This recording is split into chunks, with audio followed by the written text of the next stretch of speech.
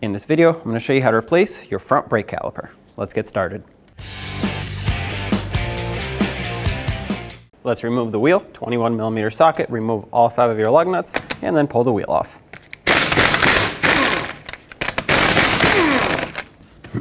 Take the wheel off. I want to break free the banjo bolt that holds the brake hose onto the caliper, because this will be a lot easier to do now as opposed to when it's already off of the vehicle. So break it free, and I'm going to snug it back up just a little bit so that it prevents any fluid from leaking, but it's still broken free enough to where I can remove it easily once the caliper is dismounted. I'm going to remove the whole caliper as an assembly with the bracket, that is, and to do that I have 2 17mm bolts, one here and one at the top, which is a little bit more difficult to see, but break them free.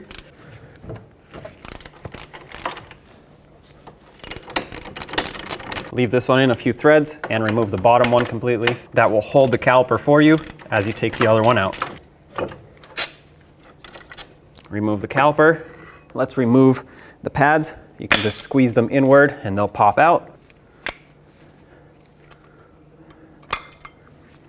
I'm going to set this aside on top of the strut here. Make sure it stays. The reason I did this is so that it doesn't put pressure on the brake hose. Before you install the new caliper, it's a good idea to put some grease right on these areas where the anti-rattle clips sit, because this will prevent rust from building up in the future. Don't put a lot, because if you do, it can squeeze onto the rotor, and that is not what you want.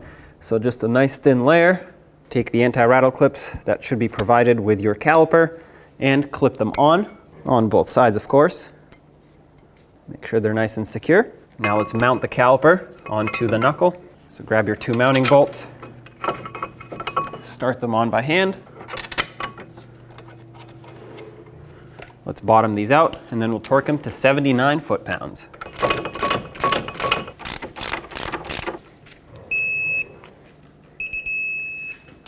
Okay.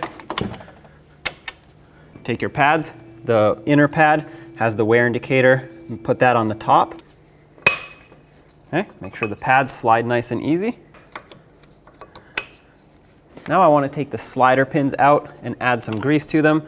As you can see, there is some, but not enough. Put a little bit inside the boot. This is going to do 2 different things. When you stick the brush in here, obviously it will add grease, which will act as a reserve of grease, but it will also put grease on this lip of the boot here, which will seal up on the end of the slider pin. Add grease to the slider pin, slide it in, squeeze the boot as you press the pin in so that it can get the air out. And once you worked it a couple turns around, do the same to the lower one. We'll add grease to this, and then we'll put the caliper on. Take the caliper and slide it over. Make sure it lines up with the slider pins.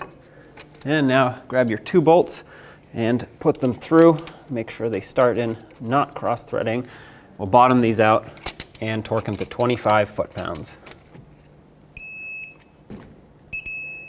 This caliper comes with a new banjo bolt and of course the 2 new copper washers. Take one of the washers off, leave one on the banjo bolt. Have a collection bucket underneath your work area so that it can catch fluid, because at this point we're going to be removing the hose off of the old caliper, which will cause a leak, of course. Get this out of here. The caliper will drain. Break the hose free. The washer fell off. That's perfect. Set the caliper aside. Make sure that both of the washers fell off the hose. Wipe it clean to ensure that there's no debris in the way.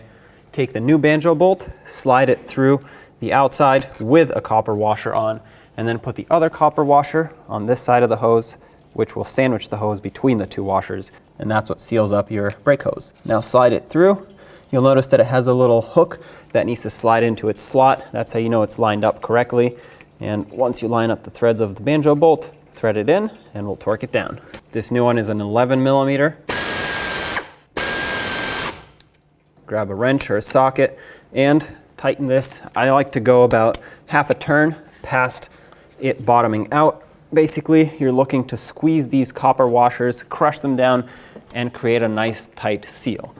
After you're done, go ahead and clean it down with brake parts cleaner, because you don't want to confuse the residual fluid for a leak. Next, let's gravity bleed this caliper. Take this boot off of the bleeder screw. Take an 8mm wrench, crack the bleeder open, and now we'll wait for gravity to pull the fluid down, fill the caliper, push all the air out. Once that's done, I'm going to close it off and we can perform a full manual brake bleed. What that means is, first of all, top off your master cylinder. Then, with this closed, have someone in the car stepping on the brakes several times, pumping that pedal to create pressure in the system. After a few pumps, have them hold pressure on the brake pedal, crack the bleeder open, and just like this, brake fluid with air will come out. Once the pedal has reached the floor, close this off, pump up the brakes again, and repeat the procedure until you get no more air coming out of here. As you can see, my gravity bleed is done, so I'm going to close this off and perform my manual brake bleed. Once you're completely done with everything, wipe it clean so that you don't have any brake fluid remaining here. That way, again, you don't confuse it for a potential leak, because that would be important. Cap it off, that way debris doesn't make its way inside the bleeder, and you're all set. Pump up your brake pedal, and let's put the wheel on. Now let's put the wheel on. Put back all 5 of your lug nuts, bottom them out, and then torque them to 76 foot-pounds.